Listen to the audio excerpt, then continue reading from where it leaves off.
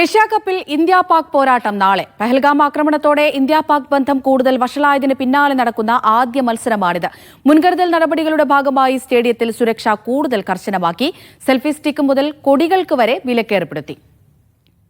ഇന്ത്യയിൽ കളിക്കാൻ പാകിസ്ഥാനും പാകിസ്ഥാനിൽ കളിക്കാൻ ഇന്ത്യയും തയ്യാറല്ലാത്ത സാഹചര്യത്തിലാണ് ഏഷ്യാകപ്പ് ഉൾപ്പെടെയുള്ള മത്സരങ്ങൾ UAE ചേക്കേറിയത്. ഇരു രാജ്യങ്ങളിലെയും ക്രിക്കറ്റ് ആരാധകർ തടിച്ചുകൂടുന്ന വേദി കൂടിയാണ് ദുബൈ അന്താരാഷ്ട്ര ക്രിക്കറ്റ് സ്റ്റേഡിയം. സ്റ്റേഡിയത്തിലെ സുരക്ഷാ നിർദ്ദേശങ്ങൾ പാലിക്കാത്തവർക്കെതിരെ കർശന നടപടിയുണ്ടാകുമെന്ന് ദുബൈ പോലീസ് മുന്നറിയിപ്പ് നൽകി.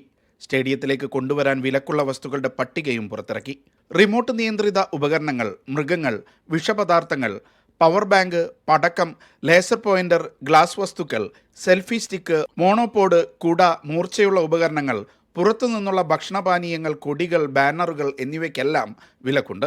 നിയമം ലംഘിച്ചാൽ 5000 ദിർഹം മുതൽ 30,000 ദിർഹം വരെ പിഴയും 3 മാസം തടവും ശിക്ഷ ലഭിക്കും.